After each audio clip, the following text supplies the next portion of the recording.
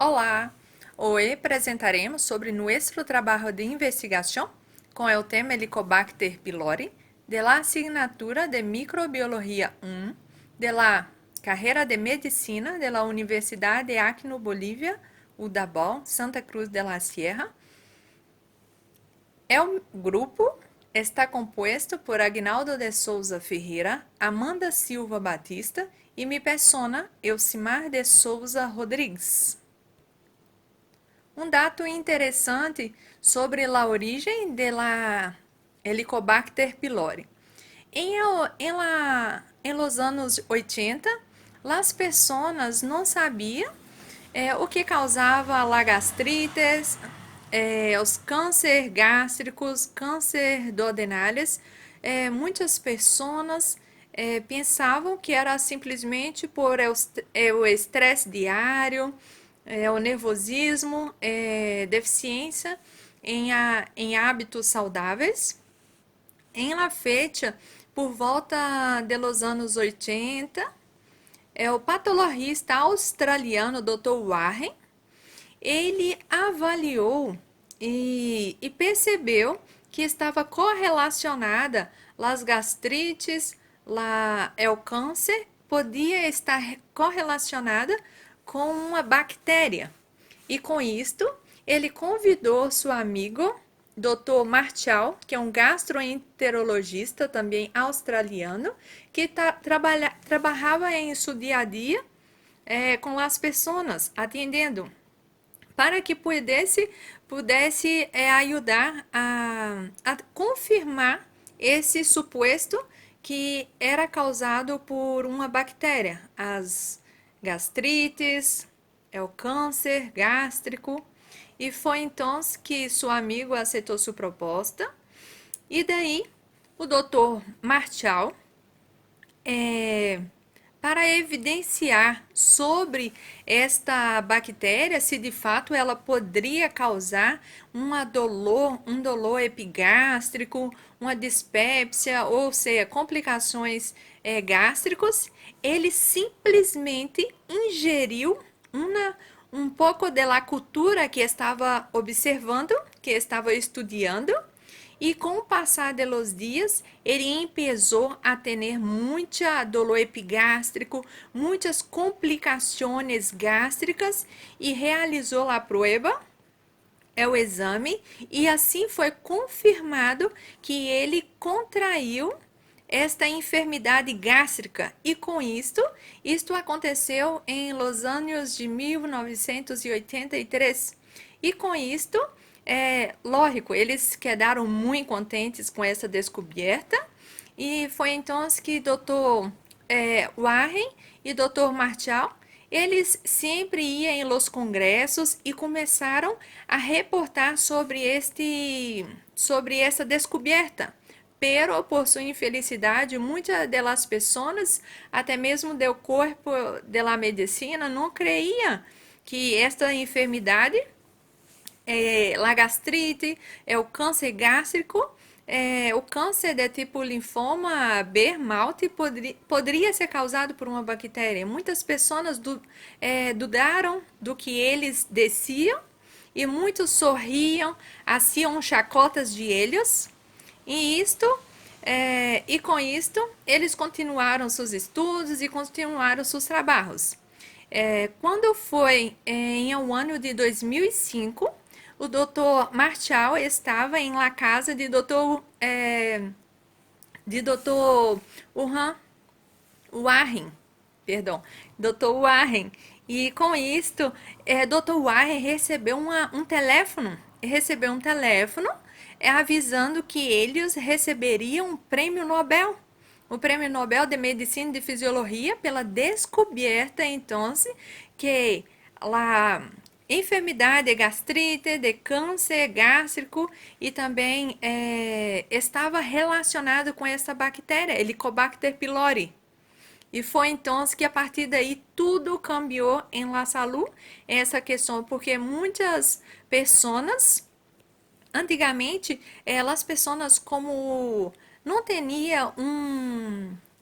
sabia a etiologia correta desta enfermidade, muitas pessoas tinham muitas complicações, como hemorragias, muitos sangrados. Alguns realizaram até mesmo cirurgias para extirpação do estômago, do duodeno. E a partir desse momento, então, foi incorporado esta bactéria, Helicobacter pylori, como uma das principais causadoras de gastrites, de câncer gástrico, e daí sim foi implementado lá a antibioticoterapia de forma correta, e também foi trabalhado sobre os diagnósticos, a prevenção e o tratamento, tudo de forma correta. E então foi um grande avanço para a medicina. Então, a bactéria Helicobacter pylori, como sabemos, é uma bactéria, infecta mais da metade da população mundial, é um bacilo gram negativo, que tem forma espiral ou curva. Ela tem 4 espécies de Helicobacter que infecta o homem. Lá é o tipo Helicobacter pylori, infecta o estômago.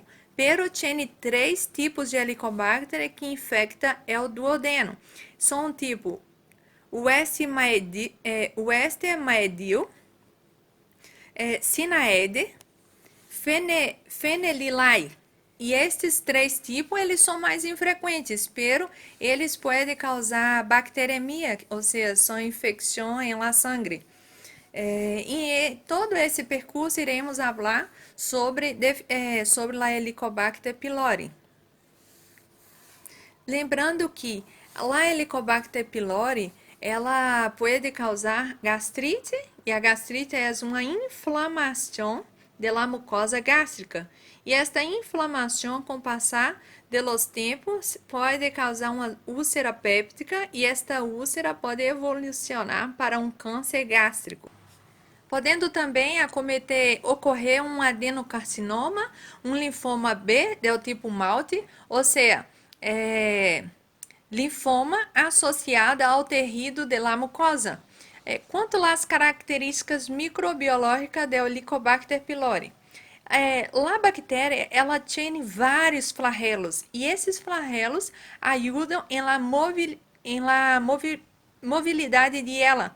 Ela é muito móvel, e com esses flagelos ajuda para que ela tenha uma maior adesão em la célula do hóspede, ou seja, na célula humana.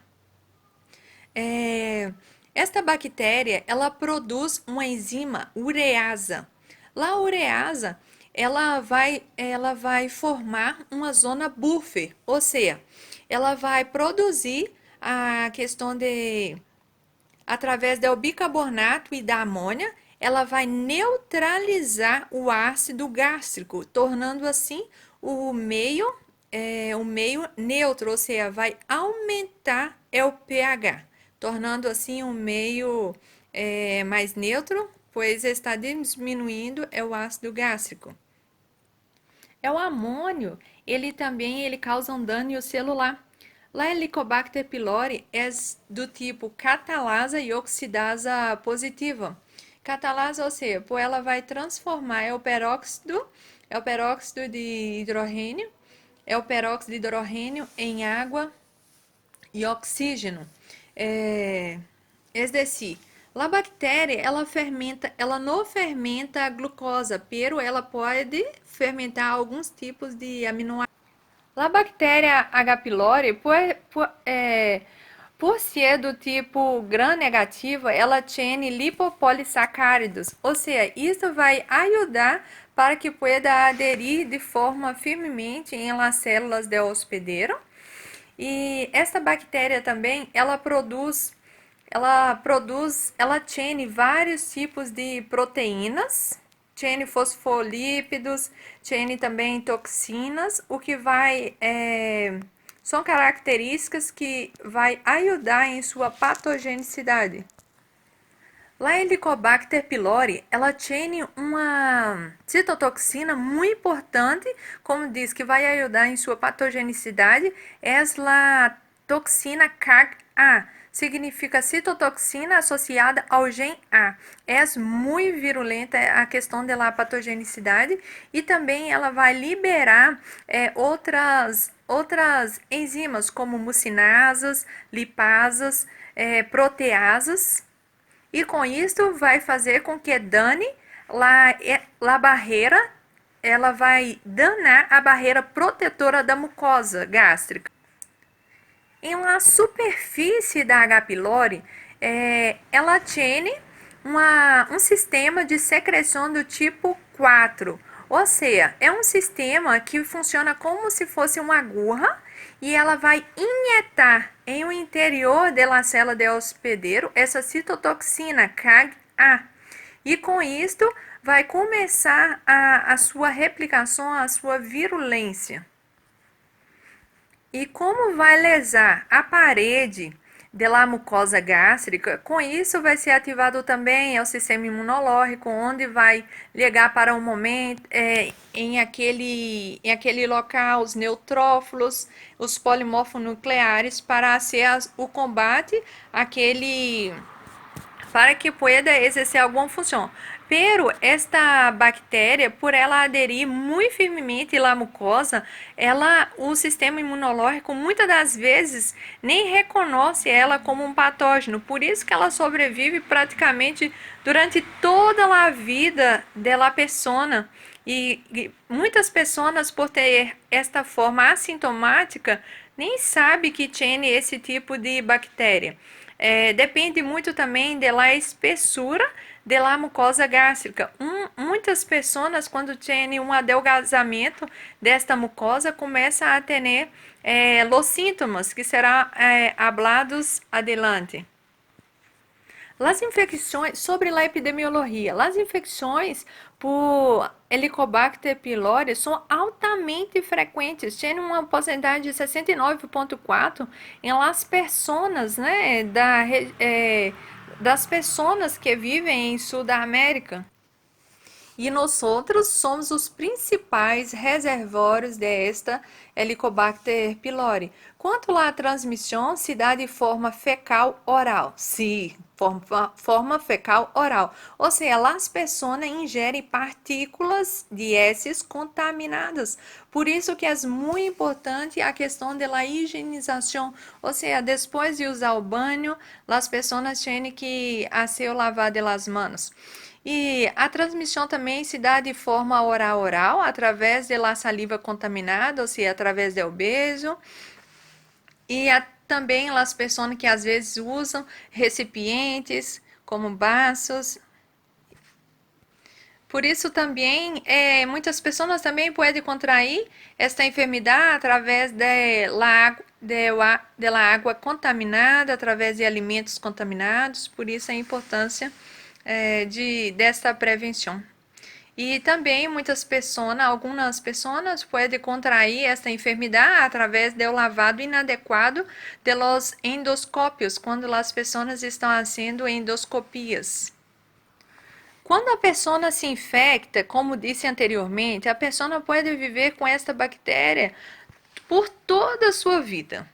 A menos, claro, quando se dá a forma sintomática, e daí as pessoas recorrem hasta o médico e o médico solicita os exames e daí comprova que está com esse tipo de bactéria e daí sim tem o tratamento e aí quando tendo um fim, um ciclo de vida dessa bactéria que estava vivendo em o estômago, pois elas têm tropismo, né, como disse anteriormente, pelo estômago. Só lembrando que a H. pylori, ela tem os tipos de CAG-A, ou seja, são citocinas associadas ao gen A, pero ela nem sempre codifica o gen para esse tipo. E a CAG-A, ela pode ser tanto positiva ou ela será negativa.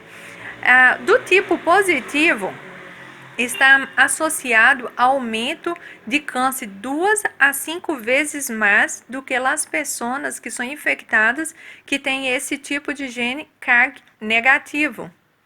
Sobre os signos e sintomas, o que as pessoas sentem quando estão assim de forma sintomática, quando estão com esse tipo de bactéria, com H. pylori? Muitas das pessoas, elas retratam que está com uma dor epigástrica muito forte. Muitas pessoas têm náuseas, perda de apetite, eructação frequente, inchação, adelgazamento, perda de peso. E muitas dessas pessoas, quando elas sentem esses tipos de sintomas que são bem característicos, elas devem procurar o profissional médico, da qual irá solicitar os exames, que são exames complementares, para complementar a clínica e para dar um resultado. Através desse resultado que obterá, daí ele vai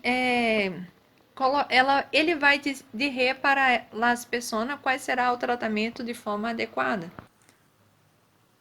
Sobre a patorrenia desta enfermidade. Como dito anteriormente, esta bactéria, ela vai neutralizar o ácido gástrico. E com isso também vai destruir a barreira do muco. E quando ela destrui a barreira do muco, vai ser tipo canais em esta mucosa gástrica, e daí qualquer quantidade de ácido gástrico em esse canal, as pessoas vão sentir um dolor muito forte, uma queimação muito intensa na sua região epigástrica. E esta bactéria, como disse, ela tem o gene CAG-A, e esse gene também ele vai fazer com que quando passa pelo sistema de secreção tipo 4, quando injeta este gene, essa toxina CAG-A no interior da célula do hospedeiro, vai fazer com que haja uma endocitose, ou seja, vai criar uma vacuola naquela célula. Criando esta vacuola nesta célula, vai gerar danos. E a Helicobacter pylori também, ela vai estar liberando o que vai contribuir também para causar danos nas células do hospedeiro, são as mucinasas, são as fosfolipasas, são as lipasas, que também vão ajudar a degradar esta parede e vai causar uma inflamação muito intensa. Esta inflamação na parede gástrica é chamada de gastrite. Quando tem uma inflamação, daí esta bactéria vai começar em la parede gástrica, vai começar a ter uma escavação, e dependendo assim da profundidade desta escavação, né, quando começa a ter uma escavação, já tem uma úlcera, e esta úlcera gástrica, ela pode ter nenhuma classificação, e dependendo da profundidade, da erosão que tem esta ulceração, e dependendo do local, pode avançar para um câncer gástrico.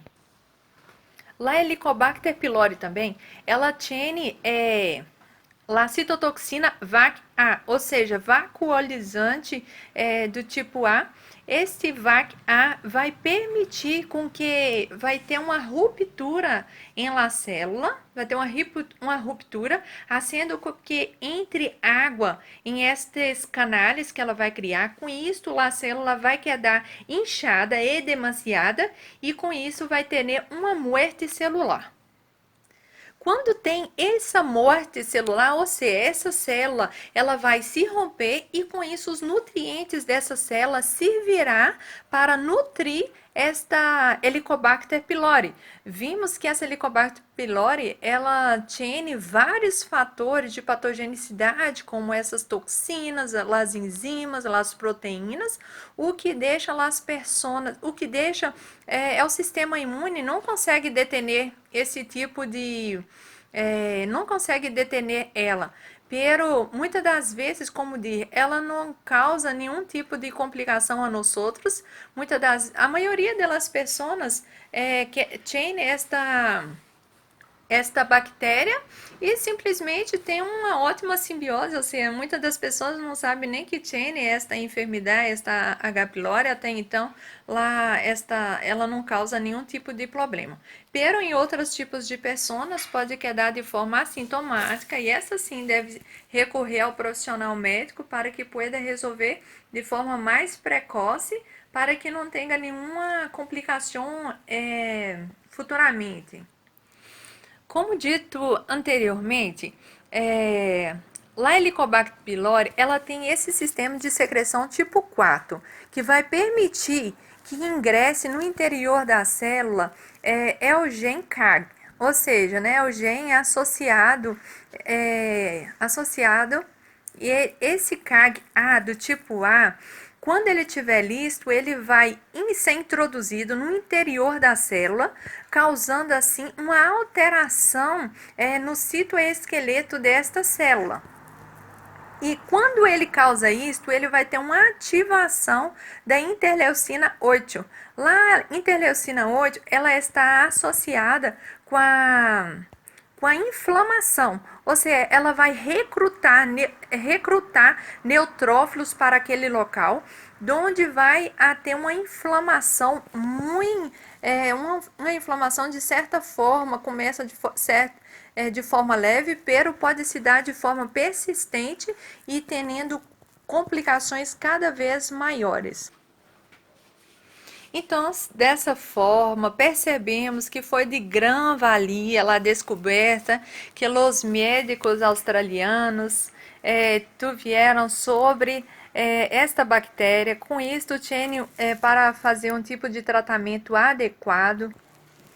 Desta forma, é imprescindível que nós outros quedamos sempre atentos em todas as alterações de nosso corpo. Qualquer sintomatologia, devemos recorrer em los centros de saúde para que possamos passar pelo profissional médico e ele irá avaliar todos os sintomas, irá ser a anamnese, irá passar sobre recomendação, sobre também a conscientização que nós outros devemos ter todos os dias quanto à questão de higienização adequada dos alimentos, do consumo da água.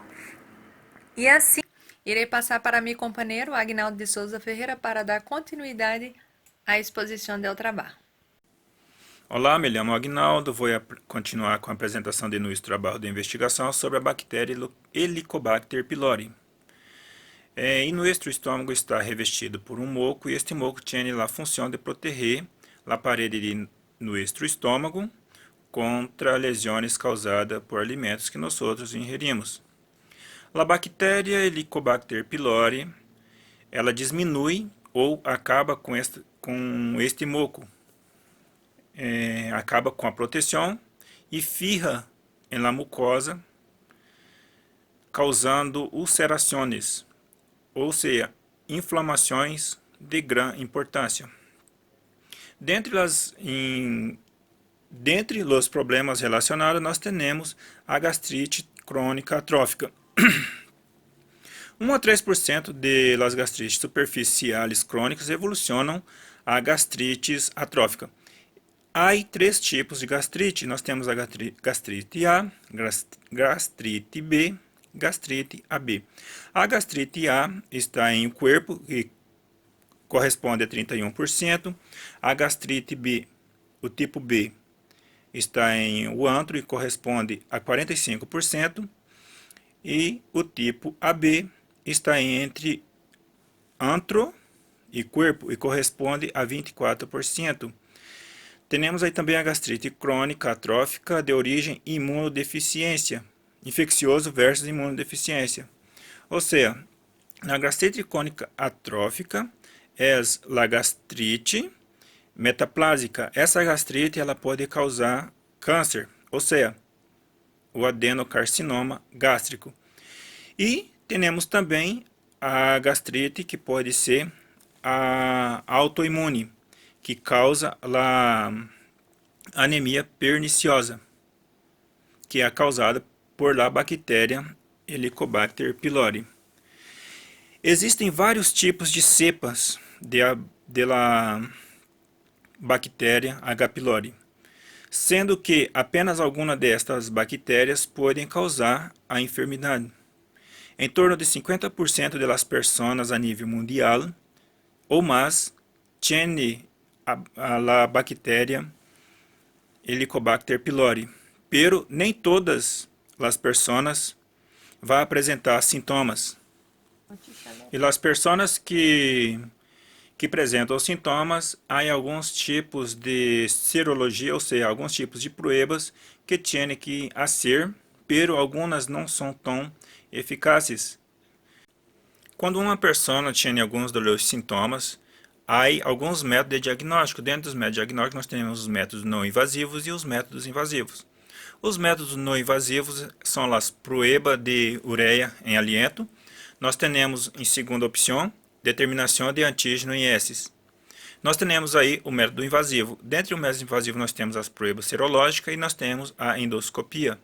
Agora vou falar cada uma de estes métodos. Vou falar agora sobre a prueba em la heces. A prueba em la heces, ela serve para identificar ou detectar antígeno em la matéria fecal que se emprega para o diagnóstico inicial e a confirmação da erradicação da infecção por la sensibilidade de esta prueba é superior a 95%. Quando a pessoa tem a bactéria H. pylori, causa hemorragia, e através das hemorragias, que são pequenos raios de sangue que há em la heces, onde vai se identificar e vai acusar que a pessoa tem a bactéria.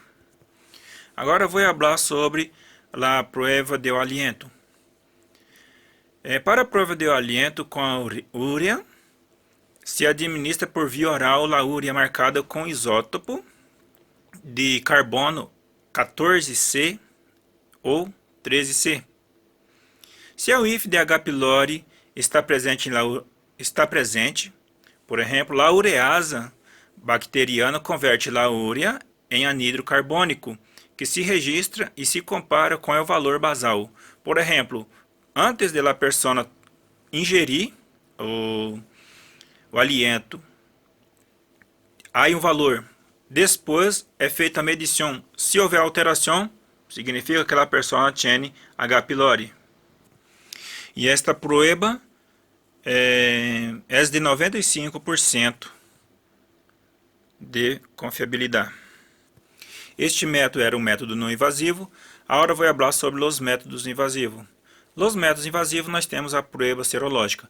A prueba sorológica consiste em uma retirada de sangue de um paciente para medir os anticorpos IgG, sendo que a presença desses anticorpos não significa que a pessoa esteja curado, ou também não significa que a pessoa esteja com a enfermidade, com a bactéria. Pois, uma vez a pessoa tem a bactéria, o próprio organismo vai criar antígenos, e estes antígenos, todas as vezes que a pessoa for fazer o exame de prueba, vai apresentar positividade em este exame. Então, esta prueba não é confiável para a detecção de la bactéria, de H. pylori, sendo que não significa que a pessoa tem ou não esta bactéria. E agora eu vou falar sobre a endoscopia. A endoscopia é um método mais confiável, ou seja, 100%, porque a endoscopia vai ser feito um vídeo endoscópico que vai introduzir uma câmera, uma mini câmera pela via oral, vai passar pela faringe, pelo tubo digestivo, hasta legal no nosso estômago. Ligando ao nosso estômago, vai fazer uma filmagem de toda a parede do estômago e vai retirar uma pequena amostra para a biópsia. No mesmo momento em que hace a endoscopia, já se detecta se a pessoa tem ou não a H. pylori. Por exemplo, muitas pessoas sofrem com dolor abdominal, abstenção abdominal, azia. E este problema eu puedo falar porque eu tive H. pylori, sendo que em ao início todas as pessoas creio que inicia como se assim quando há uma lesão em la piel, quando passamos algo arriba, por exemplo, sal ou álcool, a nossa primeira opção é passar água arriba para que alivie aquele ardor. Assim também é em nosso estômago. Há uma queimação. Eu, por exemplo, usava água quando todas as vezes que tomava café de la manhã, no desayuno, e ingeria pão, sentia que aquela queimação em o estômago. E para melhorar, como seria a mesma coisa, como se estivesse um sal ou um álcool em uma lesão, então, o que eu fazia? Ingeria água, que ao ingerir água, o meu cérebro avisava que estaria todo tranquilo e aquele ardor passava. Só que com o passar dos tempos, foi se agravando. Então, se todo que eu ingeria, tanto água, café, pão, qualquer tipo de alimento, eu sentia e a água que eu ingeria não fazia mais efeito. Então, se foi onde procurei um cirurgião gástrico e isso o exame, a endoscopia. E ao fazer a endoscopia, foi diagnosticado que eu tinha a bactéria. E eu fiz todos os... Segui o tratamento certo e eliminei a bactéria. E muitas pessoas vão apresentar, assim como eu disse anteriormente, há várias cepas, e nem todas as cepas vai causar dano em nosso organismo. Há pessoas também que são mais sensíveis, há pessoas que também podem ter este problema grave e outros não. Agora vou falar sobre o tratamento. O tratamento consiste não somente em erradicar a bactéria. Temos que ter em conta e levar em conta muitos aspectos. Dentre os aspectos são a nutrição do paciente, porque de nada adianta nós, como profissional da saúde, indicar a nosso paciente que tem que tomar a medicação, se nós não conhecemos o dia a dia deste paciente, se não temos um histórico, como é a tua alimentação, como que é a tua vida cotidiana, porque a imunidade barra, cortisol alterado, níveis de vitamina D barra, todo isso, mesmo que a pessoa tome a medicação, não vai resolver o problema. Primeiro temos que sanar a base, ou seja, temos que melhorar o sistema do paciente, o sistema imunológico do paciente, só assim para depois prescrever a medicação. Também outro fator muito importante que nós temos que ter em conta é que se a pessoa que tenha usado, por exemplo, os antibióticos macrólido, por exemplo, a azitromicina, a eritromicina e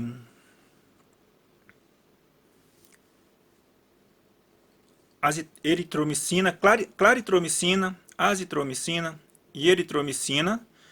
Se essa pessoa tomar o medicamento de primeira linha, não vai ser efeito. Já vou falar sobre eles. Fármacos de primeira linha. Os fármacos de primeira linha, nós outros, a pessoa quando tem H. pylori, vai ter 3 medicamentos, sendo um omeprazol e 2 antibióticos. O omeprazol ele é um inibidor de bomba de prótons e vamos ter também azitromicina e amoxicilina, claritromicina e amoxicilina, sendo que a claritromicina é um macrólido e a amoxicilina é um beta-lactâmico.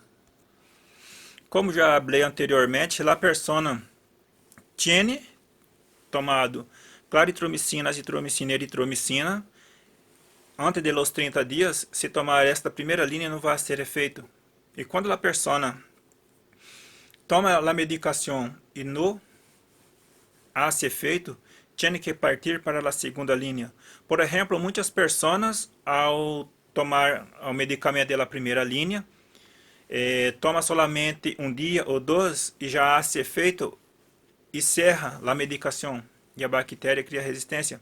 E eu posso falar, por exemplo, e eu e minha mamá também tivemos a bactéria H. pylori, sendo que eu fiz o tratamento primeiro, e quando minha mamá foi fazer o tratamento, que falou a mim que tinha os mesmos sintomas que eu sentia, e eu disse que poderia ser a H. pylori. E ao fazer a endoscopia, foi diagnosticado que tinha realmente a bactéria. E quando ela tomou o medicamento, em o primeiro dia que ela tomou o medicamento, e eu falando com ela disse que não ia mais continuar com a medicação, porque há alguns efeitos adversos, alguns efeitos colaterais, que, por exemplo, a claritromicina deixa a pessoa com a boca amarga, e não é por 1 ou 2 horas, 12 horas no mínimo, a pessoa queda com a boca amarga. Não há nada que hace com que passe o amargor. E minha mamá quis oferecer resistência à medicação, como eu já tinha feito o tratamento, disse que aquilo estava certo, que ela poderia continuar com o tratamento para não ter problemas mais sérios ou que viesse a agravar mais futuramente. E os tratamentos de segunda linha, que são para as bactérias que têm criado resistência, nós temos, além do inibidor de las bombas de protônio, nós temos umas 3 medicamentos. Nós temos o bismuto, que é a ranitidina, nós temos a tetraciclina e nós temos o nitroimidazol. Estes 4 medicamentos juntos, é a segunda opção. E quando a pessoa não tem logrado êxito com as 2 medicações, quando está em estado mais avançado, tem que partir para alguns métodos mais avançados, ou seja, um método mais invasivo. Dentre os métodos mais invasivos implica a cirurgia, radioterapia, quimioterapia, ou a combinação de todos estes métodos. Quando a pessoa, por exemplo, como disse anteriormente, se oferece resistência em o primeiro tratamento, primeira linha, e também quando oferece resistência em ingerir a medicação, em fazer o tratamento correto, pode levar a complicações mais sérias, sendo com que é preciso tomar algum método invasivo. E as pessoas que têm H. pylori, por exemplo, se tomar aspirina em doses baixas, pode ter hemorragia. Por que pode ter hemorragia? Porque a aspirina ele é um antiplaquetário. Se diminui a quantidade de plaquetas, a pessoa pode sofrer hemorragia. Pessoas que fazem o uso de aspirina em doses baixas, repetidas vezes, os estudos mostraram que as pessoas com H. pylori têm maior risco de hemorragia do tubo digestivo superior do que aquelas pessoas que não han sofrido desta enfermidade. A aspirina é um antiplaquetário e por ingerir a medicação repetidas vezes, hace com que diminua a quantidade de plaquetas, diminuindo assim a formação de coágulo. E também, além da medicação, há efeitos colaterais, há efeitos adversos. Os efeitos adversos de todos os antibiótico-terápicos são candidíase, infecção com Clostridium e reações alérgicas. Os efeitos adversos da claritromicina são gosto anormal, ou seja, como já disse anteriormente, há o gosto amargo, pode ser hasta doce ou más horas, que a persona queda com o gosto amargo em la boca. Metronidazol, os sintomas são gastrointestinais, com gosto metálico. Por isso que muitas das pessoas, quando fazem uso de determinados fármacos, as reações adversas fazem com que as pessoas desistam. Então, se todos os médicos, quando prescrevem uma medicação para o paciente, deve pelo menos ao mínimo informar quais são os efeitos adversos, e alguns dos efeitos, se for prejudicial ao paciente, é recomendável que o paciente volva à unidade de saúde para que cambie este medicamento. Os efeitos adversos do emprego prolongado de los inibidores de bomba de protones, que são os omeprazol, todos os prazoles, só aumento do risco de infecção com Clostridium difficile, colite macroscópica, nefropatia, pneumonia, demência, gastrite atrófica, mal absorção de hierro, magnésio, cálcio e vitamina B12. A vitamina B12 ela é muito importante para nós, pois a vitamina B12 ela é responsável pela maturação de los eritrocitos na medula óssea. A ausência de la vitamina 12 pode ser causada por alguma enfermidade, por exemplo, em la mucosa gástrica. As células parietales são responsáveis pela produção de uma apoproteína, que é denominada fator intrínseco. E o fator intrínseco ele é responsável pela absorção da vitamina B12. Uma vez a ausência do fator intrínseco, não há como nosso organismo absorver a vitamina B12 que são ingeridas através dos alimentos. Então, se apenas uma bactéria, ou seja, depois que coloniza a parede de nosso estômago, pode causar vários fatores que podem levar à anemia perniciosa, que a deficiência da vitamina B12 pode causar a anemia perniciosa. Acá nós temos um caso clínico. Uma mulher de 32 anos, emigrada de Europa do Oeste, é evaluada devido a dolor epigástrico persistente e distensão abdominal. Uma avaliação anterior mostrou resultados normais do hemograma completo, as pruebas metabólicas e as pruebas serológicas para a enfermidade celíaca. A prueba serológica para Helicobacter pylori IgG foi positiva. Se tratou a paciente com 20 mg de omeprazol, 1 grama de amoxicilina e 500 mg de claritromicina, todos 2 vezes ao dia durante 10 dias, pero seus sintomas persistiram. Que outras pruebas e tratamentos indicaria a esta paciente?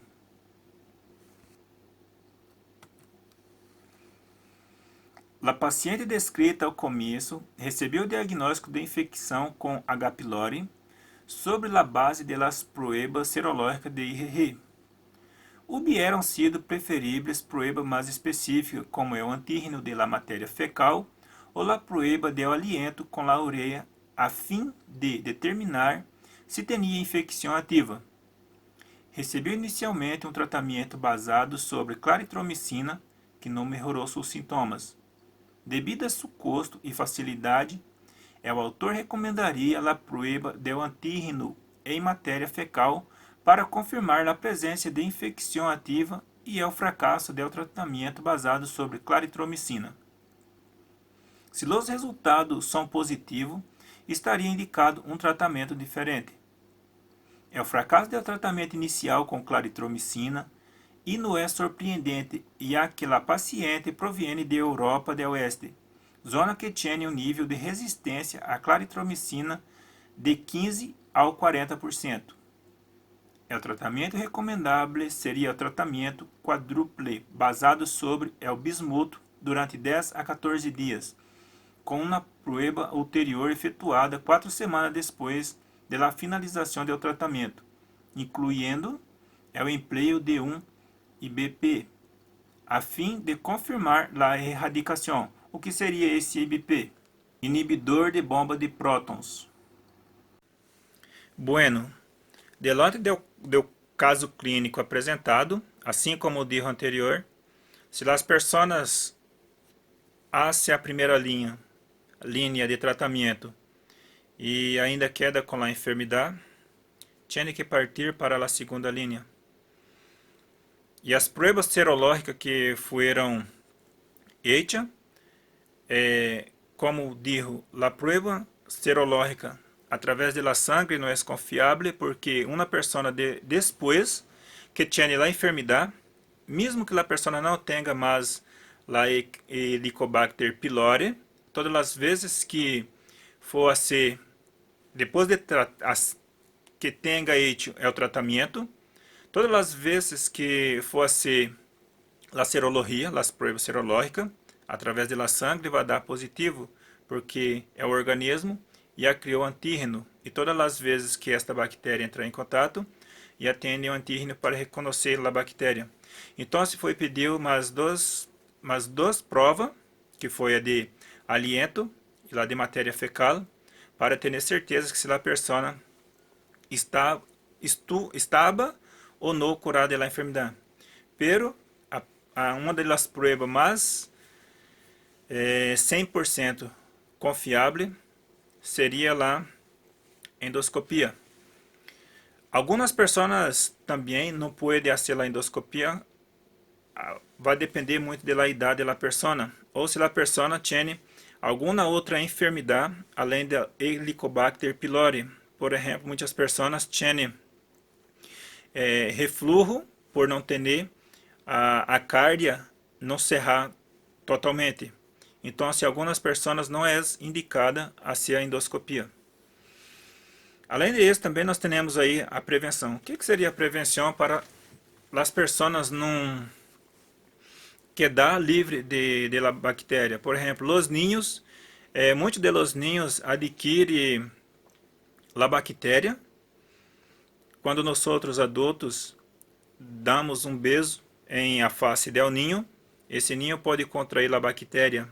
Uma pessoa adulta pode contaminar outra pessoa através do beijo. Um vaso de água, quando uma pessoa ingere água, se outra pessoa também ingere água em um mesmo copo, se a pessoa tem a bactéria, porque a bactéria pode estar presente na saliva, essa outra pessoa também pode contrair a bactéria. A bactéria ela pode ser contraída através do alimento, quando nós outros lavamos alimentos ou comemos alimentos mal lavados. Nós outros podemos adquirir a infecção através das heces, que as heces e a água contaminada é os dois principais fatores de contaminação. Um fator importante é o fator econômico. O fator econômico, pessoas que vivem onde não há saneamento básico, onde as aulas são expostas ou jogadas em las ruas, em las calles, e quedam paradas, é outro fator.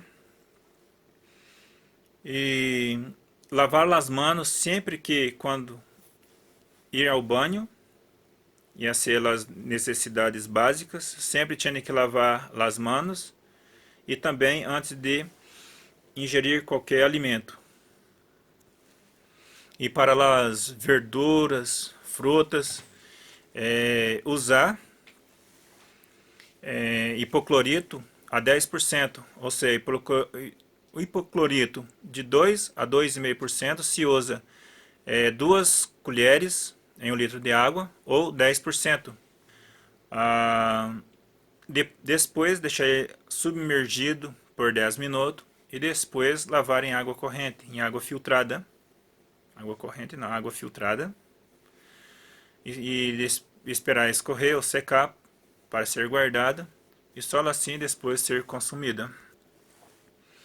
E sempre que uma persona sentir qualquer sintomatologia, não se deve se automedicar ou tomar qualquer medicação, simplesmente porque outra pessoa, um amigo, um parente ou vecino, dijo que estuva com o mesmo problema e com determinado medicamento conseguiu sanar. Isso não é bueno porque uma vez uma medicação pode inibir o efeito de outra e trazer complicações futuras. E, e sempre procurar uma unidade de saúde, uma casa de saúde, um hospital, para que pueda consultar com o médico e só assim, depois das provas, assim como já passou anteriormente, mesmo com os sintomas, alguns dos sintomas clínicos já pode ser diagnosticado, pero tem que ter alguns exames complementares e algumas provas para descartar a possibilidade de um equívoco, e só assim poderá comprar e ser medicado corretamente. No mais, era isso que tinha para apresentar em nossa defesa de trabalho. Muitas graças.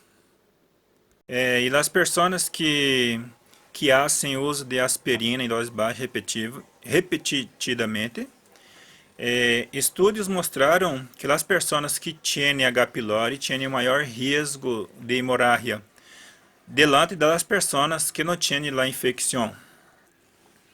Hemorragia é o sistema digestivo superior. Toda medicação, tanto, mesmo o paciente acende ao uso de forma correta como de forma incorreta, há alguns efeitos colaterais. E os efeitos colaterais adversos de todos os antibiótico terápicos são candidíases, infecção com Clostridium e reações alérgicas. E um dos efeitos adversos da claritromicina, como eu disse anterior, são o gosto anormal, o gosto amargo, que pode demorar hasta 12 horas ou mais. E também nós temos aí o efeito adverso do metronidazol, que também são sintomas gastrointestinais, que são gosto metálico. São somente desses dois medicamentos que eu digo, mas todos os outros também oferecem efeitos colaterais, efeitos adversos indesejados. E muitas pessoas, por causa desses efeitos adversos, por isso que nós outros, como médico que estamos em linha de frente, todas as vezes que indicamos um tratamento ou uma medicação para o paciente, muitas vezes devemos explicar alguns efeitos adversos que a pessoa pode ter e que não pode parar com a medicação. Caso o efeito seja muito grave, aí sim deve volver ao médico para que pueda cambiar a medicação. E quando empleado também o medicamento, o inibidor da bomba de prótons, pode ter, o omeprazol pode ter efeitos adversos, sendo que os efeitos que pode ter são um aumento do risco de infecção com Clostridium difficile. Nós temos aí também nefropatia, colites microscópica, nós temos aí também a pneumonia, demência, gastrite atrófica, mal de absorção de hierro, magnésio, cálcio e vitamina B12, sendo que a vitamina B12 é uma vitamina muito importante, porque nós outros, H. pylori, ela pode destruir as células do estômago, as células parietales, e essas células parietales elas são responsáveis pela produção do fator intrínseco. A ausência do fator intrínseco, nosso organismo não absorve vitamina B12. E uma das causas da ausência da vitamina B12 é a anemia perniciosa. Ou seja, apenas por causa de uma bactéria, nosotros podemos ter complicações. Sendo assim, acá encerro nosso trabalho de investigação no